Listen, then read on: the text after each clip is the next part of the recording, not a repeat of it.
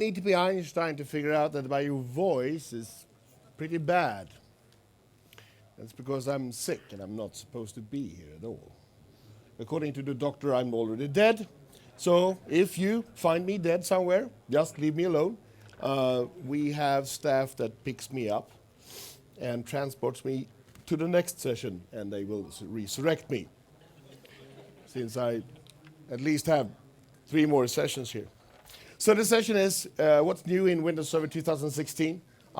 This particular version that we're going to cover today is technical preview number 4. First question is always, so when is it going to be available? I think Microsoft has a really good answer when it's ready. It's very simple. It's going to be available when it's ready. Not before, not after. Well, it's going to be available after, but not before. And I think this is something you really need to understand, that the next coming 10 years of Windows Server is going to be like that.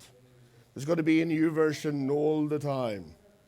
My dad is horrible when it comes to computer. He always do the same thing.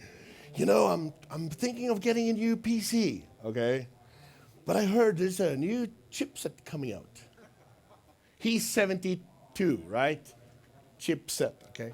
So he's always planning to get a new PC when the latest one is. But when the latest is out, there's always another, right? So his computer is still pretty old because he's still waiting. The same goes here. Eventually, Windows Server 2016 will be out, and everybody's going to wait for the new service pack. It's not going to be his new service pack for it. It's going to be a new version 3 months after it has been released with new features. And that's going to repeat for the next 10 years. So maybe it will show up exactly like Windows 10 is doing right now, a continuous plan. My name is Mikael. I am from Sweden, which is over there. Like 6 hours with a train and 30 minutes with a plane. Something is wrong. And if you need to reach me, you can either reach me on Twitter or you can reach me on Deployment Bunny. My friend, Johan Arvidmark, always says, you need to be on Twitter. So how many of you are on Twitter today? Good. The rest of you that aren't on Twitter, how do you think you will get news? If you think that whenever Microsoft is releasing a new version of Windows Server 2016, it's going to be like, yeah, it's in the paper in the morning. Yep. I was reading it. New features, page 2. Not really. It's going to be on Twitter, right? So either you follow someone that knows something, or you ask someone, but you really need to be on Twitter. Most people ask me for killer feature. What's the killing feature? What's the one thing I can take to my CEO and say, with this new feature, no wars, peace, and I will be a billionaire. Sorry, you will be a billionaire. There are no such features in Windows Server 2016. It's like buying a Volvo. It's really boring, but it works. It's really a boring car. I have one, but I'm satisfied because it, drives me to wherever I need to be, and it doesn't break down often. I have another car which is funnier, but so it doesn't really have any killer features, but it does have a lot of things that at least I expected to be there. The hypervisor has improved, the storage has improved, security has improved tremendous. PowerShell has improved. Some of the PowerShell commands can actually be used right now. Some of them can't, which is also interesting. So weird.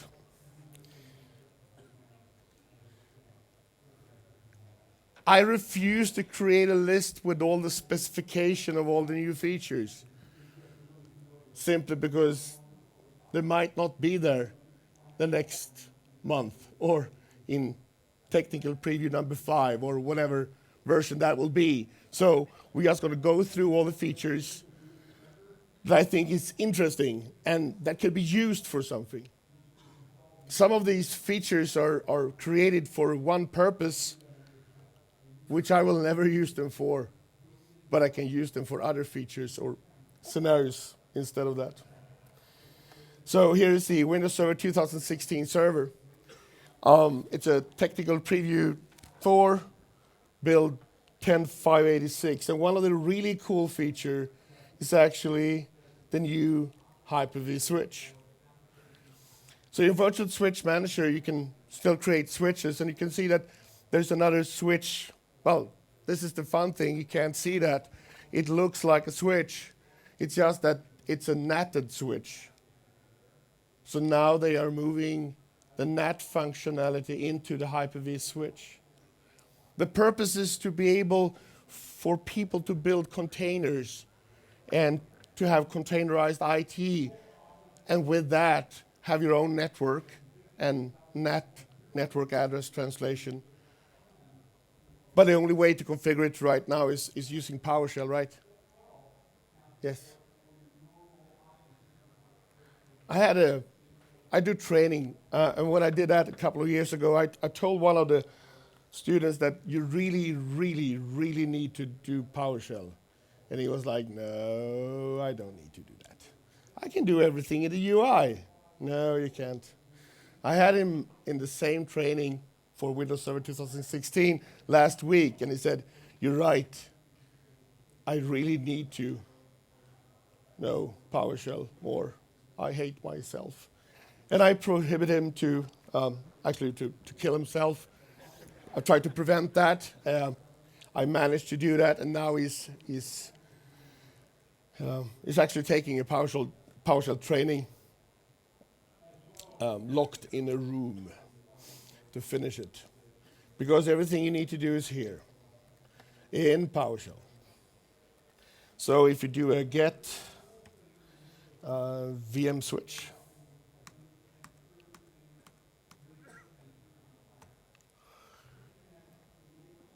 you can see I have 2. And one of the switch type is NAT. So if you do a get VM switch by dash name and call it uplink switch, NAT. And we do this, select start.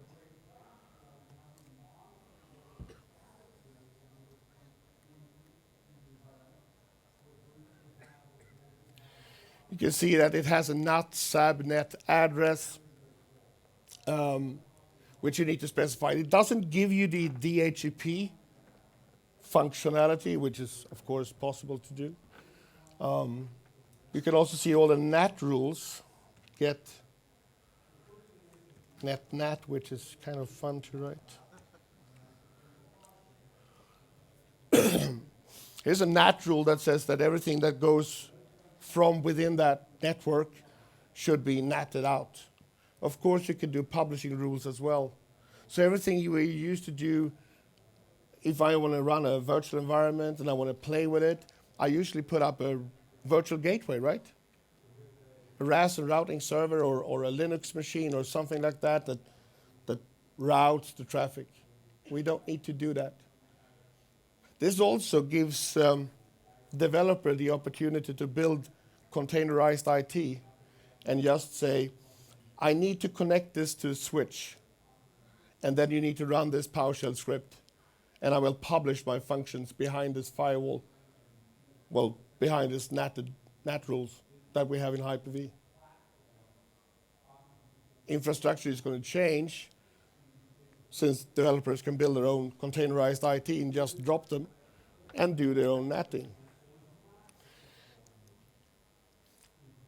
What do you think will happen when I have this conversation with a networking team And they go like, oh, no, no, no, no. That's never going to happen. It's already happening. You just don't know it.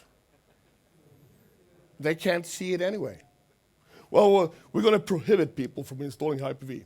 And we're going to prohibit people from connecting to the network. We're going to actually prohibit the usage of network. That way we make it secure. And that makes you also out of the game anymore, right? So you need to understand that this is the way that modern IT is going to evolve. I need a network. I need a container. I need to run this.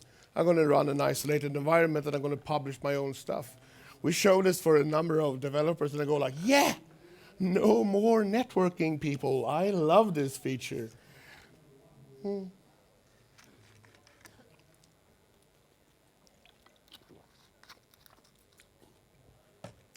So this is kind of cool, at least what I think.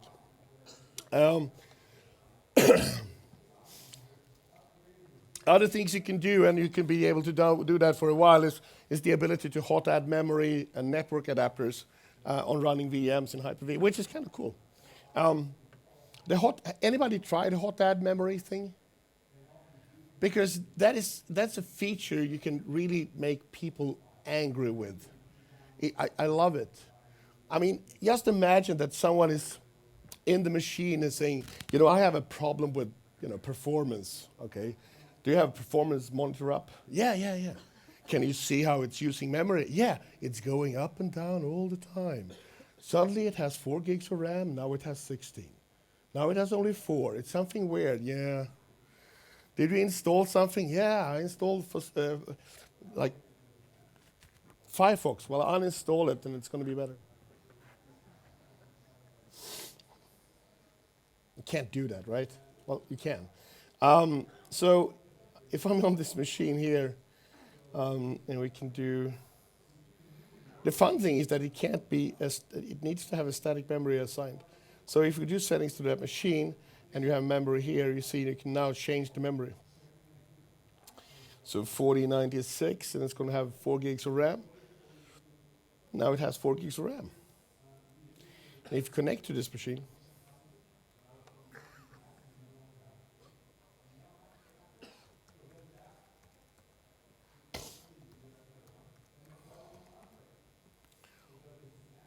and you open, task manager, you can see the memory. It's now 4 gigs of RAM, right? And then you go back here and then just change it.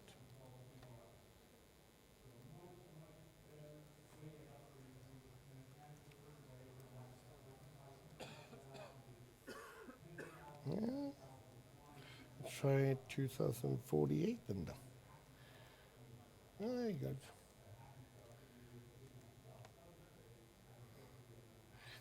So it's going to look extremely weird when you look on this machine. Well, I used to have 4. Yeah, I know. I only have 2 now. Why is that?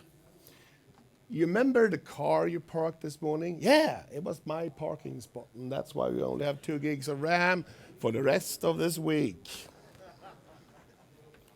Anybody tried blackmail? It actually works. I heard. I would never do that. So, what's the real usage of this? Well, the real usage is this. You have the ability to monitor and measure the amount of memory that actually is used, right? Dynamic memory means that the machine will pick and choose depending on what it thinks it needs. This way, you can monitor and make a decision and say, well, this system needs to be highly performance during the weekdays, but not over the weekends, because we need to move memory to those machines, because we need to do maintenance works or whatever we need to do, like Counter-Strike and World of Tanks and other important tasks that needs to be performed during weekends, which is kind of nice. You also have the ability to add network adapter while the machine is running. And here's the same thing. You can do this. I'm not going to do it on that machine. Let's do it on that machine. I can do it in the UI by going to network adapter and add. and I can connect it or not connect it. And if I go to advanced features, I have the ability to check enable device naming, which is useless because you can't name the device when you do it in the UI. So yes, you're enabling device naming, and the name will be network adapter. Great, now I have two of them named network adapter, and one of them I can actually retrieve the name network adapter from. So let's say you add another network adapter, and it will be named network adapter. You just don't have the ability to give it the name here, but you can, of course, use PowerShell. Add VM network adapter. VM name. What name did we have on that?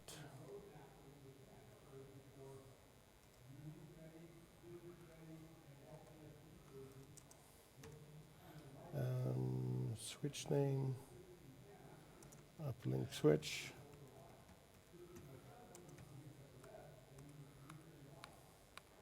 Name. Let's call it NICconf 01. And device naming on.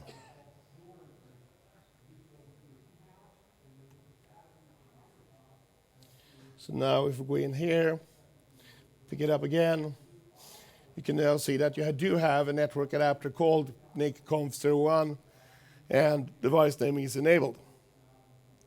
That means that we can now use PowerShell inside a VM to query for the name. So what's the purpose of that? Let's say that you want to build an environment. Let's say that you want to build something that requires multiple networks, and you want to use PowerShell Direct, and you want to build everything from one PowerShell command prompt, and everything is done. So the bad thing about not using device naming is that the only way to identify a network adapter is using the MAC address, which is always going to be unique, right? Which also means you always need to find a way to create unique MAC address for each time you deploy the solution. That, my friend, sucks. I've done it, and I hate it. Because it's possible, it's just that you need to first create the network adapter. You need to start the VM, so it assigns a dynamic MAC address from the pool. Then you need to turn it off again, grab the MAC address, and continue working on that. It's just... Anybody try to do that and thought it was fun? It's like losing luggage at an airport. It's never going to be fun. It's just a thing that happens. And everybody hates it. So let's find this.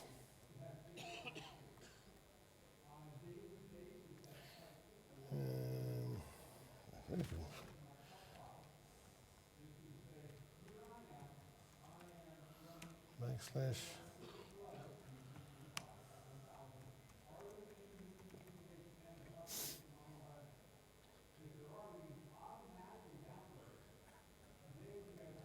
Oh, you mean, yeah, I need to, oh, yeah. I also need to type the domain name. FireMonster. Please, thank you. Anybody remember Windows 2000? When you can have a terminal server? They had a feature within the security settings. I liked the way they described it.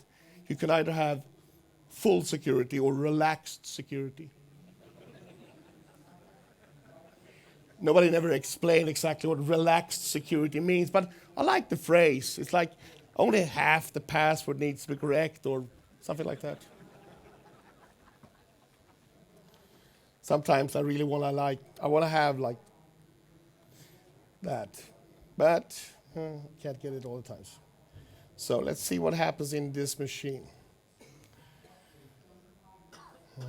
Slow. View, full screen. There you go.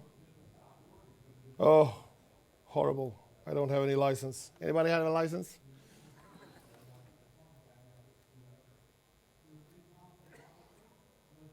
I actually got a question from a customer and said, can you remove that box with, that claims that we don't have any license? Yeah, the easiest way is to get a license. Yeah, besides that. No. Sorry, can't help you. Here's the other network adapter. Now you can see the name of this is actually Ethernet 2.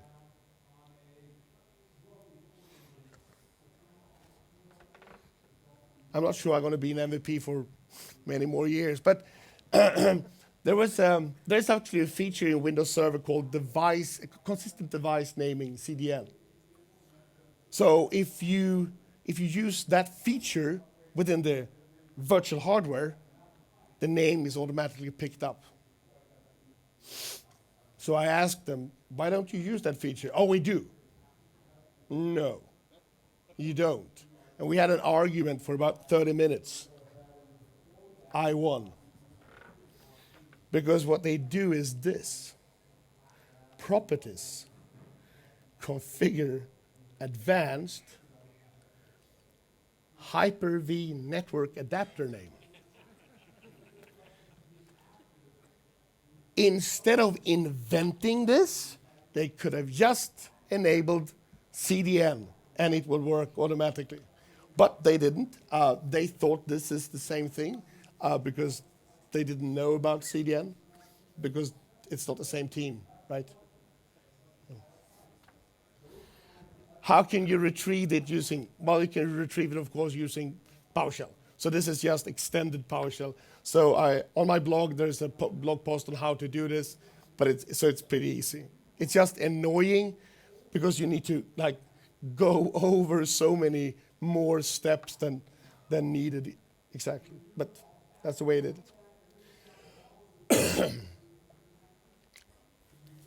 They also added something called Storage Spaces Direct.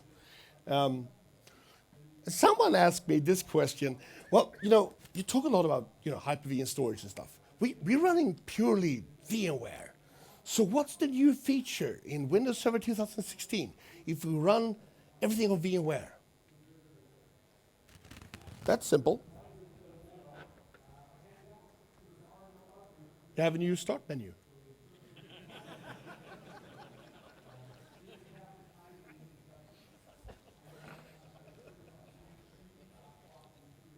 I think people need to realize that if Microsoft could do what they, if they really got what they wish, VMware doesn't exist anymore. They are competing, right? Where you're using a traditional SAN, what's the new features? None. Because Storage Spaces Direct is supposed to replace the SAN. And Storage Spaces Direct is actually really cool. Anybody used it, played with it, tried it? Was it cool? It is cool, right? It's kind of weird. It's actually really weird. But on physical machines or virtual machines? Physical machines. I have a friend working on a company that creates SSD drives. I called them and say, can I get 100 of them? And he said, are you insane? Yeah. So I have 100 SSD drives coming next week. I'm thinking 24 in each server, and it's going to be on the blog so you can see the performance.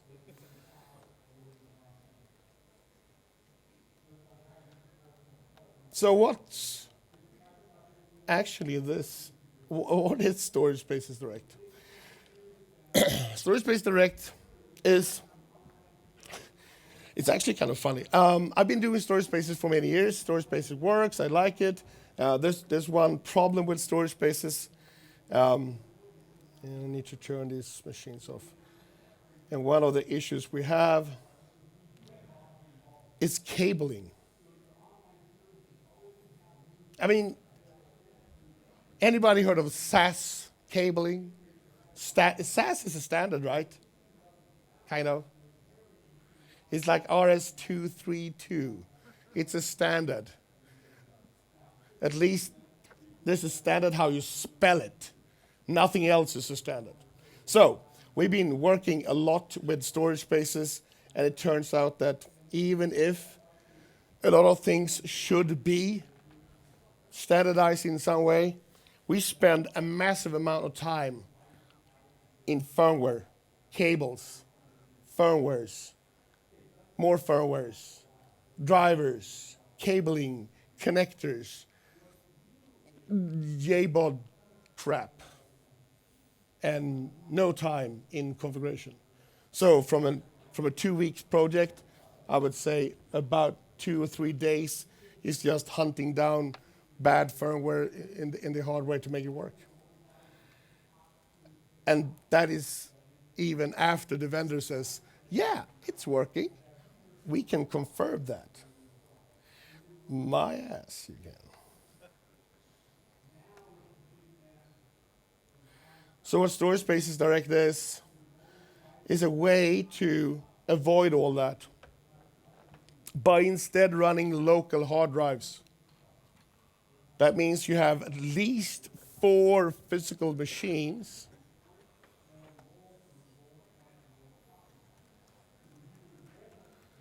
That's how it currently looks like. You have 4 physical machines. These 4s are connected using high-performance network with low latency. That means you can't use a server without reconfiguring it.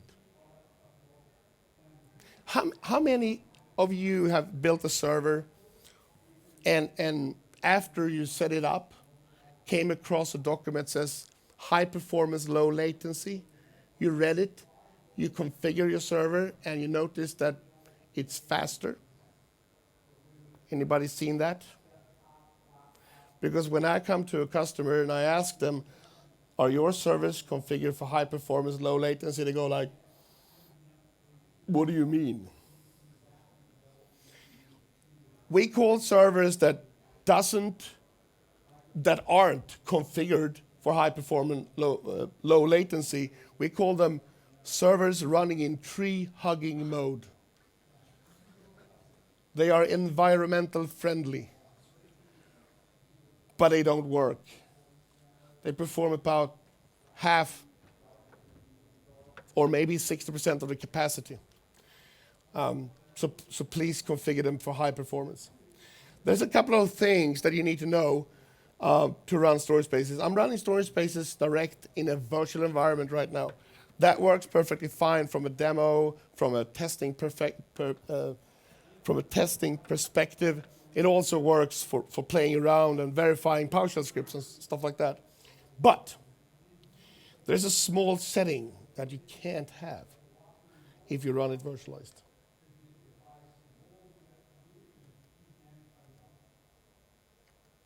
Usually, I always have the migrate to physical computer with a different processor version checked so I can move these machines. If you do, Storage Spaces Direct doesn't work. So they can't mask the CPU functionality. They're actually using components in the processor to make this work. So here it is. Let's open it up. Full screen. Failover Cluster Manager.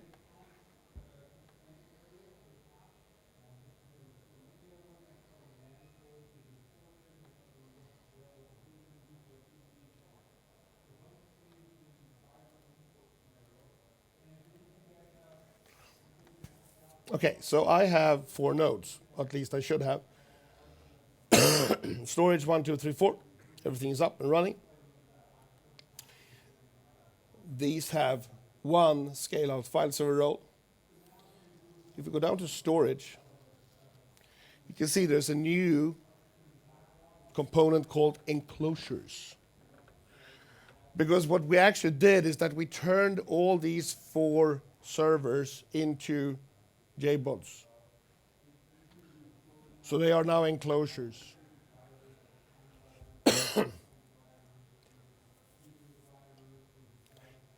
And we have one cluster pool. And if you check the cluster pool,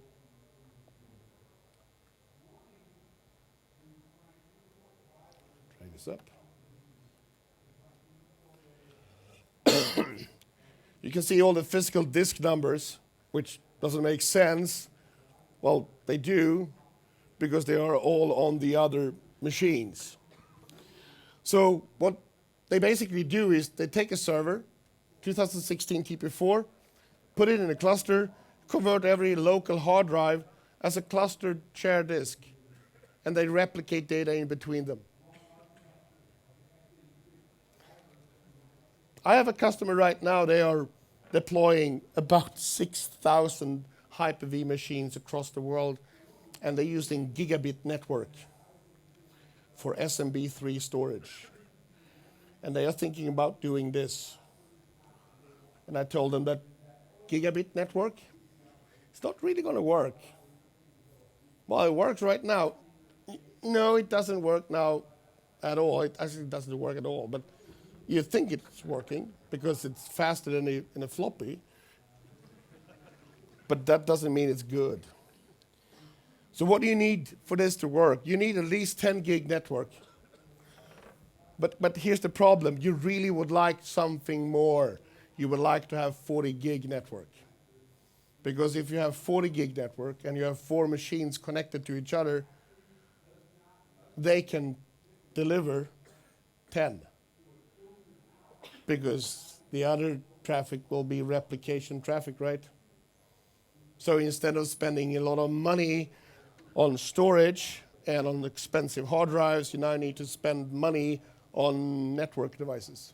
The problem is that network devices are bought by the networking team. And it always needs to say Cisco on them. I think there's something like that. If it's a network device, it needs to say Cisco. I have stickers with Cisco if you need to convert any device into a Cisco device. Because, frankly, Cisco doesn't deliver components for this kind of performance.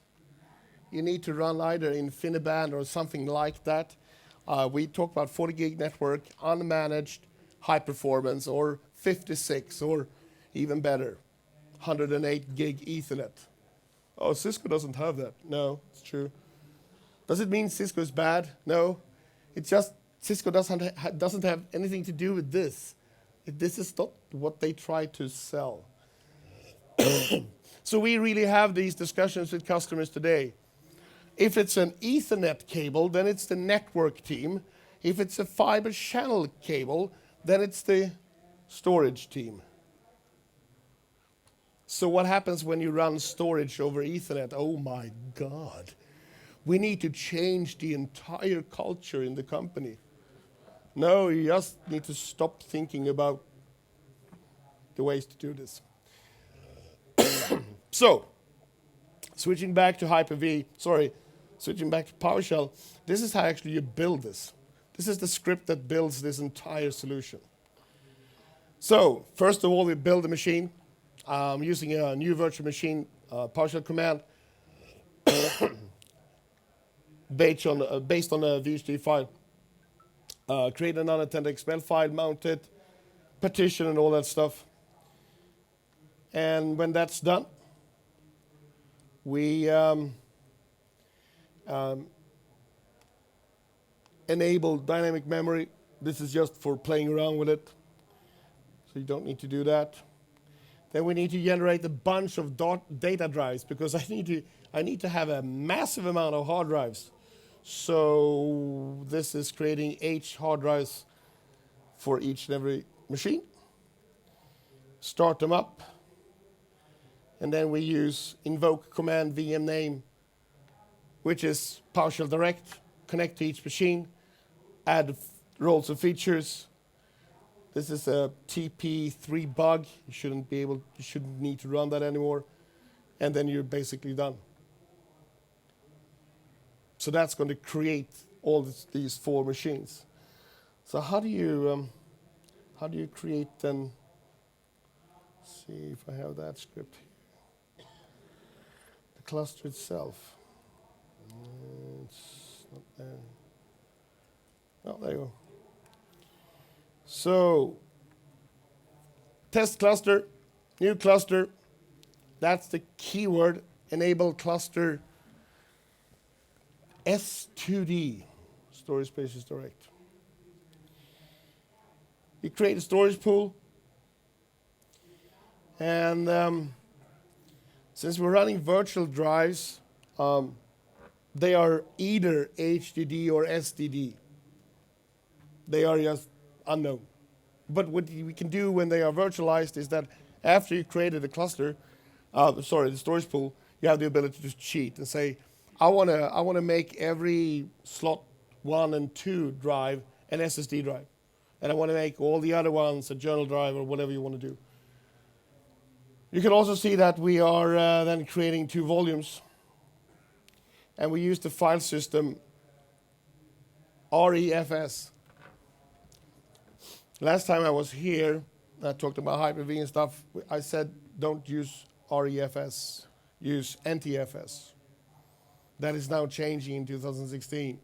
You should absolutely use REFS. It's faster, it's more reliable, and now Microsoft is also picking up and using that. Downside, can't use data deduplication. On the other side, that's never been supported in production anyway, so it's just for us. So, darn, that means I need to buy storage this time. I can't cheat. Yeah, I know.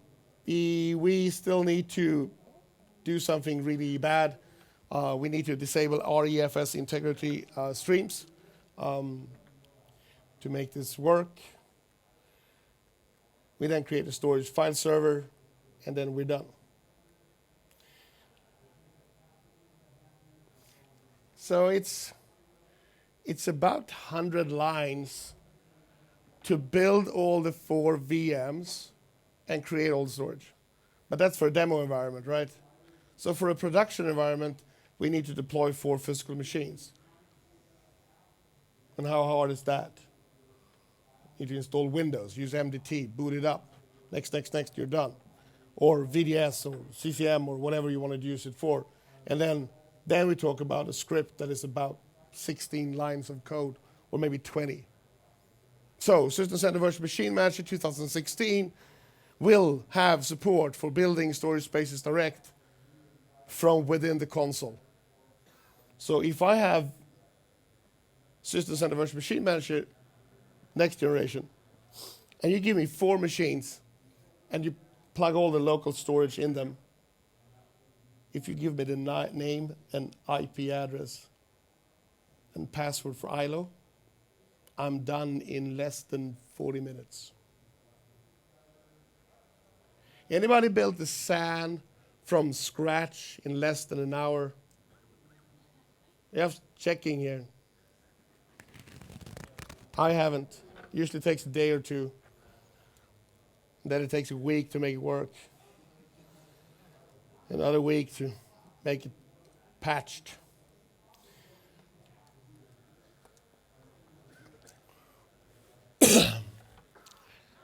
They also support TPM and BitLocker. You can use this in 2 ways. You can either do it the correct way, which is shielded VMs. Shielded VMs means that it's basically I think it's fun. It's interesting. It's fun because I can have your VMs running in my data center, and you can lock them with your key. I can run them, I can move them, I can nurse them, right? But I can't get into your data. So it's actually protected by your key. To make this work, I need to support shielded VMs, and you need to have an Active Directory that you control that gives me the key to run the machines, but not look in them. That's a complex setup. Today, you can just use it for, I want to verify that BitLocker works. I want to verify that I can deploy things with TPM, and you can do that in Windows 10, or you can even do that in in Server 2016. On my blog, Deployment Money, there's a blog post on how to do that. Another cool thing is Defender. Defender is included in Windows Server 2016. I think it's cool because today we either have no anti-malware, that's the most common. Anybody run antivirus, anti-malware on the servers? You do? You like it? Oh, you hate it, right? Are you scared that the third-party application could break the system? I've seen at least 15 domain controllers going dead. Totally dead. This was a major organization back in Sweden about 15 years ago. They had 3 domain controllers. 3. They forgot to install an unnamed antivirus system on the 3rd domain controller. That saved them, because the 2 other ones, they just rolled over and died. Couldn't boot them anymore. Couldn't log on to them. There was nothing to do. Turned out that the definition file somehow modified some part of the kernel, so the machine really died. They never installed an antivirus again on any servers. They still don't. It's true. Antivirus and anti-malware program do have access to the system, and so you really need to trust them. Otherwise, you shouldn't run them. I've been using Defender on Server 2016. I never disable it. The cool thing with it is that you can control it using PowerShell, which means, and this is the cool thing, I can create an XML file that says, here are templates for web server load, Active Directory load, file server load, blah, blah, blah, blah, blah, things like that. It's so easy to do. I have them home, not published, will never be. I charge for my work. That's why. So I have them. And then I can apply them and say, if this is a server that is supposed to be a file server, here are the rule set. So I can really control how Defender works for appropriate server loads, or even disable or enable it on servers. Why I think it's important? I think it's important because servers are used to be very fixed. The server is here. It is installed here. It's going to live, breathe, and then it's going to die here. And that's not true anymore, because server load is going to move around. Let's assume that you have 3 data centers, and these 3 data centers are connected. It's just that they're not directly connected.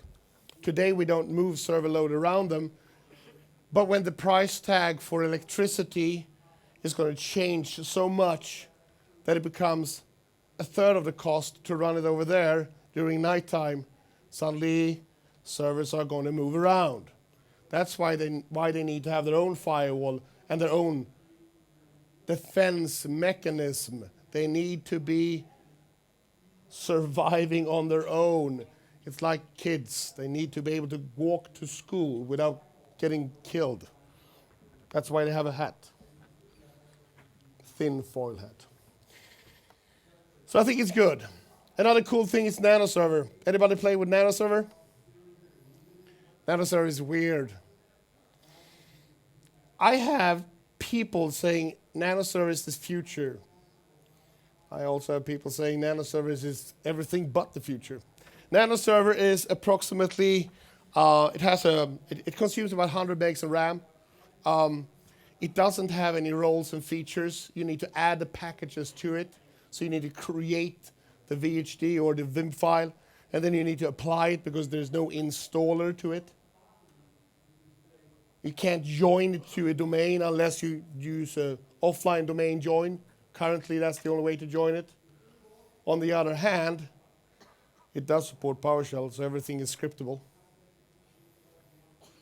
if you start thinking 6,000 servers, and instead of having a VHD file that is approximately 15 gig in size, and you shift it down to 500 meg, and the memory that is consumed, that is the overhead for each of these servers, are less than 100 meg,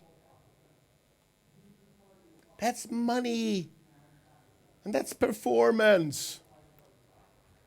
So NanoServer is really cool, and the only thing you can do with the NanoServer is log on to it. You can do like administrator, tab, tab.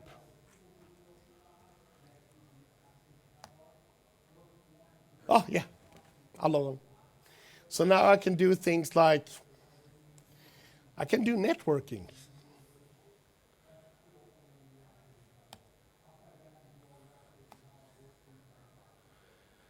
It started. I have an F4 toggle here. Now it's disabled, and now it's enabled. It's actually faster than. I would like to have this on even on a UI-based machine. Can you just skip the UI and fix it? That's never going to happen. So this is called the Emergency Recovery Console. It's just meant for recovery and nothing else. To see how this actually works, we need to have PowerShell. So, number one is to create all this stuff, because you need to start with that. And on the hard drive here, and setup folder, here's the ISO, here's Windows Server 2016. If I open that up, you're going to see there's a folder called NanoServer. NanoServer is 133 megs in size, together with all the packages. Now the packages is the equivalent to roles and features. You need to add the packages for whatever you need to do. You need to add them both. You need to have the language packs as well as the real package, right? Compute, that's HyperV. Containers is containers, of course. That's data center bridging devices if you want to use Rocky switches and things like that. Defender DNS, desired state configuration, failover cluster, guest packages, the guest drivers for running it virtualized. Web, that's a network diagnostics, whatever, I never used that. That's a package for a certain amount of physical machines. Like, you know, it contains drivers for HP servers and Dell servers and things like that. Everything that has to do with storage, that's another weird thing. It's the ability to run some of the legacy applications, like agents and stuff like that. And then you have two other packages, which is just meant for System Center Virtual Machine Manager. So yes, using Virtual Machine Manager 2016, you'll be able to deploy and configure and deal with NanoServer. Otherwise, it's PowerShell, which is fine if you like PowerShell. If you don't like PowerShell, I think you should change job and find something else. This is NanoServer. So what's the benefit? Well, a machine that only have exactly the components that needs to be there to work, right? Let's call it slim, right? Let's say that you need to reboot it once a year, maybe, because that's the number of patches that will be released. Maybe. Maybe you can run it for 2 years. Maybe if you run it on an isolated environment, like in a fabric environment, you're never going to reboot it. You're going to install it, run it for 3 years, and then you're going to throw it away. And then you're going to replace the hardware. Can you use it for storage spaces directly? So one other question is, can you use it from using with storage spaces direct? The answer is yes. Because it has cluster, it has storage, so yes, it can be used for that, which is one of the target. There are a lot of things you can use it for, but everything that has to do with storage, compute, yes, NanoServer is it's the real core server. It was what core server was meant to be. But, you know, and the difference is that this is built the opposite around. instead of saying how much can we cut off, let's see what we actually needs. It's like, you do PowerShell, right? You start with a script, it looks awful, but it works. And eventually go like, no, let's start over. Let's start from scratch. And then you start from scratch and you go like, hey, this is what I actually needed the first time. I do have a lot of scripts, PowerShell scripts, to build these machines. I published some of them. I will publish a bunch of them later on this afternoon as well, so you can play with NanoServer. You really need to understand NanoServer if storage spaces, and HyperV is going to be something that you want to play with in the future. Otherwise, it's going to be really hard. They did a lot of other things. Storage Replica, for instance, lock on disconnect is a new feature. Production snapshots, I like that one. It's so funny when you're working with, I love to work with customers, especially when you can ask them questions and go like, I didn't know about that. Isn't this nice? It says enable checkpoints, it says production checkpoints, and then it says create standard checkpoints if it's not possible to create a production checkpoint. So if you're not running 2016, you're running 2012 R2 or something previous like version of HyperV. What kind of snapshots do you think you have then? Standard or production? You have standard, yes. You have a standard. So why is the new one called production?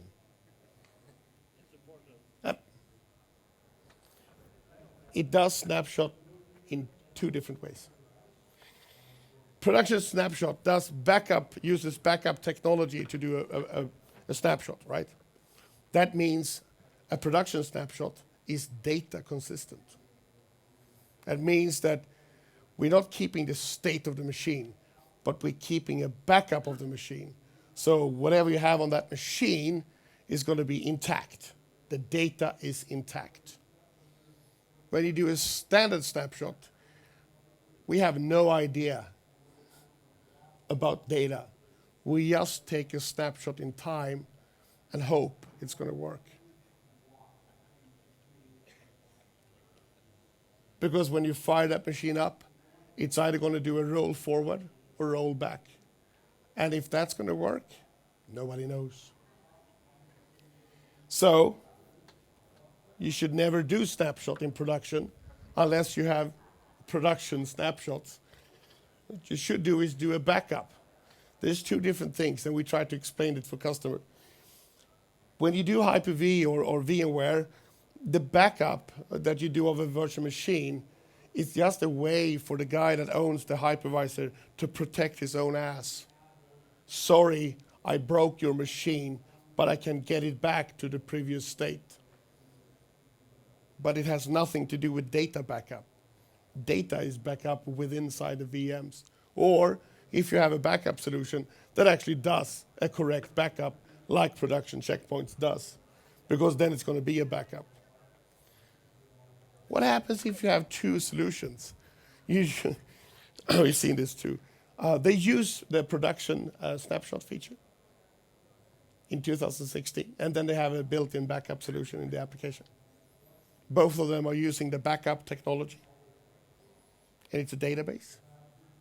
And you have two backup applications doing the same backup of the same database, and both of them are truncating the logs.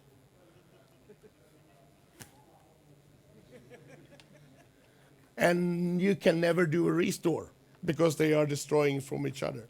So you need to think about that.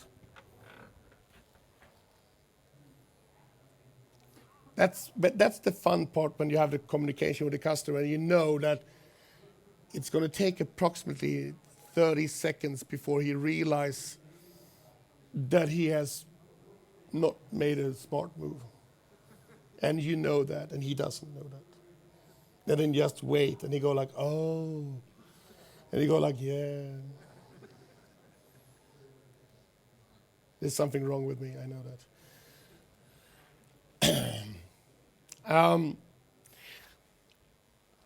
Besides that, we also have the rolling upgrades, which is another new feature. Rolling upgrades is that good or bad actually?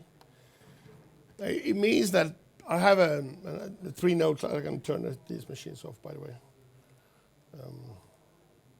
Shut down. If I have a rolling cluster, which I have here, 1, 2, 3, and 4.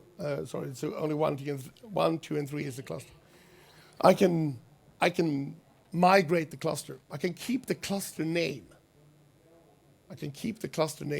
Which means that I need to evict one of the nodes, reload the node with a new operating system, join back into the cluster. And then I do that for the next node and for the next node and for the next node. Done, right? And then I can upgrade the cluster. Would I ever do that? Yes, I would. But someone needs to pay me a lot of money, and I also need to be at a customer I don't care about. Otherwise, I would never do that. Because there's one problem. And the problem is you can't solve this. There's no way to test it. Once you've done all the migration, the upgrade is done, how do you test it? How do you test the cluster?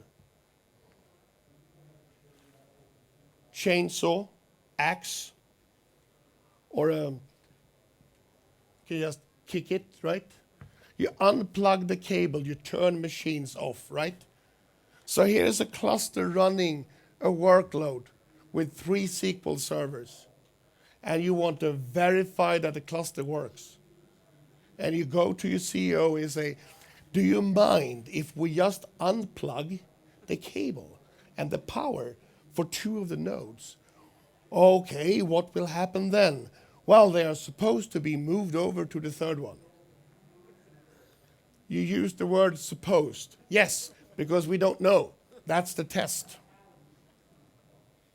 I would never do that. I would instead spend my money on building a new cluster. But it's going to happen. What is also going to happen is this. You're going to start running HyperV and HyperV. And here's a HyperV and HyperV thing. Let's see if we can do that. That's number, yeah, we can do that. Let's find those machines. 11, 12, and 13. Delete. Gone. Don't you have a PowerShell script for that? Yes, I have. Yes, can't find it. 2 minute scripts. No time. Gone. No machines. Let's build them out. So we need to build machines. And we need to do this. So while you see the text is bypassing, it's going to say that it's unloading and loading a module. In Windows Server 2016, as well as in Windows 10, there are 2 HyperV PowerShell modules, 1.1 and 2.0. 1.1 is supposed to be used when you connect to older hypervisors, and 2.0 is supposed to be used when you connect to newer hypervisors. It's just that there's a bug in 2.0.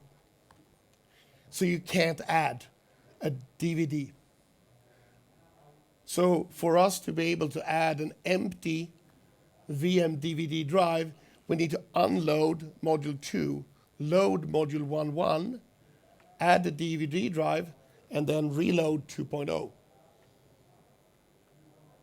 So we asked, is this a well-known bug? And we were in the conversation with Mike, started to go like, yeah, I think so. So it turns out that, yes, there is a bug for that. Now, to be able to run HyperV and HyperV, you need to download a script that you can find on GetUp that is going to fix these machines. And it's going to do the following things. It's going to remove Snapshot, because we can't allow Snapshot on HyperV machines.